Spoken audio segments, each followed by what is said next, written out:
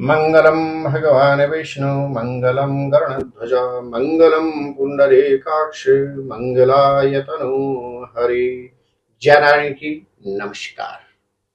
आप देखना स्टोदेव, मैं हूं डीडी शास्त्री। प्रिय दर्शकों, वर्ष 2024 में 24 अक्टूबर को अद्भुत शुभ संयोग है। इस वर्ष 24 अक्टूबर को कार्तिक मास के कृष्ण पक्ष की अष्टमी तिथि में अहोई अष्टमी व्रत के अतिरिक्त गुरु पुष्य योग का शुभ संयोग भी बन रहा है। और इस दिन सर्वार्थ सिद्धि योग के अतिरिक्त शुभ योग का शुभ संयोग भी बन रहा है। प्रिय दर्शकों, यह महत्वपूर्ण शुभ संयोग सौभाग्यवती स्त्रियों के लिए संतान प्राप्ति में जितना ही लाभदायक है, उतना ही संतानवती माताओं के लिए यह व्रत, यह दिन संतान के आरोग्यता के लिए, संतान के शैक्षिक उन्नति के लिए और संतान के भाग्य वृद्धि के लिए अद्भुत शुभ संयोग कारक है। जी हाँ प्रिय दर्शकों, यह एपिसोड आपके लिए बहुत महत्वपूर्ण है। इस एपिसोड के माध्यम से आप जान पाएंगे कि अहोई अष्टमी का पूजन किस समय पर करें और साथ ही साथ गुरु पुष्य योग में कौन सा ऐसा शुभ मुहूर्त है जिसमें इस दिन आप महत्वपूर्ण वस्तुएं क्रय कर सकते हैं। आप यह भी कह सकते हैं इस वर्ष धनतेरस के समान ही वस्तु क्रय करने के लिए अद्भुत शुभ संयोग प्राप्त हो रहा है। अहोई अष्टमी अर्थात 24 अक्टूबर। पंचांग की बात करते हैं तो इस वर्ष 24 अक्टूबर को अष्टमी तिथि प्रारंभ होगी प्रातःकालीन 1:19 से और अष्टमी तिथि समाप्त होगी 24 और 25 अर्थात 25 अक्टूबर को प्रातःकालीन 1:59। उदया तिथि के अनुसार वर्ष 2024 में अहोई अष्टमी का व्रत सुसंपन्न किया जाएगा गुरुवार 24 अक्टूबर को। इस दिन पूजन हेतु सर्वोत्तम शुभ मुहूर्त है सायंकालीन समय 4:31 से लेकर 5:59 तक।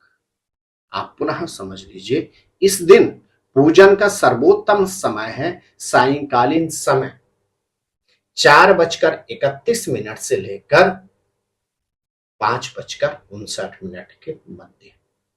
यह उस दिन का सर्वोत्तम शुभ समय है। इसके अतिरिक्त मध्याह्नकालीन अभिजीत मुहूर्त में 12:01 से लेकर 12:47 के मध्य भी आप पूजन कर सकते हैं। प्रिय दर्शकों, अहोई अष्टमी के दिन सौभाग्यवती माताएं संतान प्राप्ति के लिए, अपनी संतान की दीर्घायु के लिए, संतान के स्वास्थ्य, संतान की शिक्षा, संतान के भाग्य वृद्धि के लिए पूजन और अर्चन करती हैं। इस व्रत को 8वें व्रत के नाम से भी जाना जाता है। इस दिन माताएं निर्जल रहकर सायंकालीन समय अहोई माता के साथ मां पार्वती, भगवान शंकर और प्रथम पूज्य गणेश जी का पूजन भी करती हैं। अर्थात यह कहा जाता है अहोई माता का पूजन तभी सार्थक और सफल होता है जब आप अहोई माता के साथ मां पार्वती और भगवान शंकर के अतिरिक्त सबसे पहले प्रथम पूज्य गणेश जी का पूजन भी अवश्य करें।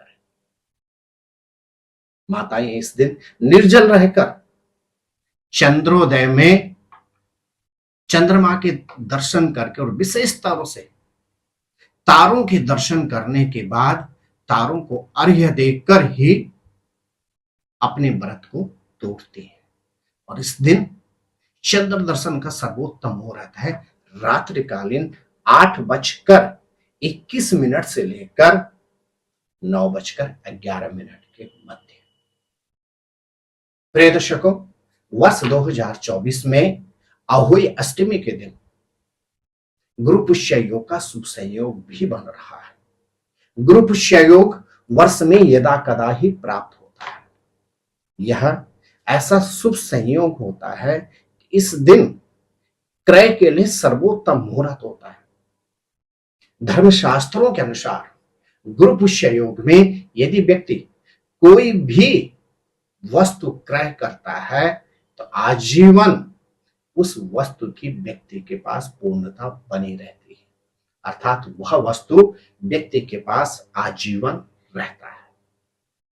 प्रिय दर्शकों, पुष्य नक्षत्र एक और जहां इस नक्षत्र के स्वामी शनि ग्रह हैं तो वही इस नक्षत्र के देवता देवगुरु बृहस्पति है और यह नक्षत्र कर्क राशि के अधीन आता है और कर्क राशि के स्वामी होते हैं चंद्रमा, अर्थात पुष्य नक्षत्र में चंद्र ग्रह, देवगुरु बृहस्पति ग्रह और शनि ग्रह तीनों का शुभ आशीर्वाद प्राप्त होता है। आप भी इस दिन प्रातःकालीन समय विशेष रूप से 6 से लेकर 7:30 बजे के मध्य में, मध्याह्न 12:01 से लेकर 12:47 के मध्य में, तदुपरांत 1:31 से लेकर 3 बजे के मध्य और तदुपरांत 4:31 से लेकर 6 बजे के मध्य वस्तु क्रय कर सकते हैं। वर्ष 2024 में धनतेरस से पहले एक ऐसा अद्भुत शुभ संयोग प्राप्त हो रहा है 24 अक्टूबर को कि इस दिन भी आप धनतेरस के समान ही लाभ प्राप्त कर सकते हैं। प्रिय दर्शकों, अहोई अष्टमी और गुरु पुष्य योग का शुभ संयोग विशेष रूप से उन माताओं के लिए बहुत ही शुभ संकेत है जिनको संतानोत्पत्ति में समस्याओं का सामना करना पड़ रहा है, अर्थात जिन माताओं को संतान की चिंताएं परेशान कर रही हैं उनके लिए यह विशेष शुभ संयोग है।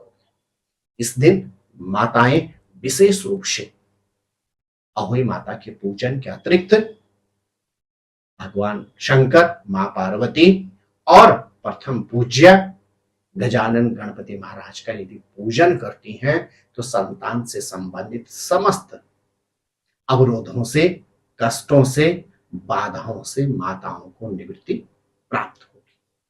एक विशेष उपाय सभी मातृशक्ति अवश्य करें अहोई अष्टमी अर्थात गुरु पुष्य योग के शुभ संयोग में। इस दिन आप प्रातःकालीन समय तांबे के लोटे में जल, काले तिल, उसमें थोड़ा सा अक्षत रखकर अपने मंदिर में रख दीजिए इस दिन 24 अक्टूबर को प्रातःकालीन समय। और जब आप शाम के समय पे माता अहोई अष्टमी की पूजन करेंगे उस अवधि में उस लोटे को मंदिर में ही रखें। अगले दिन अर्थात 25 अक्टूबर को उस जल से अपने संतान को स्नान करा दीजिए या अपने संतान के स्नान के जल में उस जल में से कुछ जल मिला दीजिए। निश्चित मान के चलेगा संतान को आरोग्यता की प्राप्ति होगी, संतान को दीर्घायु की प्राप्ति होगी। यदि आप उस संतान उत्पत्ति में समस्याओं का सामना करना पड़ रहा है तो आप फिर क्या करें, उसमें जो चावल है उन चावलों को भोजन में सम्मिलित करके और उन चावलों का सेवन कर लीजिए। निश्चित मान के चलेगा संतान उत्पत्ति में जो आपको समस्याएं चल रही हैं उनसे आपको पूर्ण रूपेण निवृत्ति प्राप्त होगी। आप सभी माताओं को अहोई अष्टमी व्रत की अनंत मंगल शुभकामना। आप स्वस्थ रहें, मस्त रहें, अपना ख्याल रखें। जय नारायण की नमस्कार। ज्योतिर्विद डीडी शास्त्री जी से ज्योतिष, अंक ज्योतिष, हस्तरेखा, वैदिक पद्धति से यज्ञ अनुष्ठान, राशि रत्न, रुद्राक्ष कवच तथा वास्तु निरीक्षण हेतु संपर्क करें। संपर्क हेतु हमारे फोन नंबर हैं 98-106-270-53, 98-188-270-53। हमारी वेबसाइट है www.vedicjyotish.com। परामर्श शुल्क प्रदान कर संपर्क हेतु समय सुबह 10 बजे से शाम 6 बजे तक। हमारे संस्थान में योग्य विप्रों के द्वारा समस्त वैदिक कर्म जैसे पूजा पाठ, यज्ञ, जप, हवन, जन्मदिन पूजन, नवग्रह शांति, ग्रह कलेश, काल सर्प दोष निवारण पूजन, व्यापार वृद्धि पूजन, विवाह संस्कार, भूमि पूजन, गृह प्रवेश, शिवार्चन, महामृत्युंजय जाप, बगलामुखी जाप आदि समस्त वैदिक कर्म सुसंपन्न किए जाते हैं। संपर्क हेतु हमारे फोन नंबर हैं 9810627053, 9818827053। परामर्श शुल्क प्रदान कर संपर्क हेतु समय सुबह 10 बजे से शाम 6 बजे तक। हमारी आने वाली वीडियो को सबसे पहले देखने के लिए अष्टोदेव यूट्यूब चैनल को अभी सब्सक्राइब करें। आगे शेयर अवश्य करें ताकि और लोगों को भी वीडियो का लाभ मिल सके। धन्यवाद।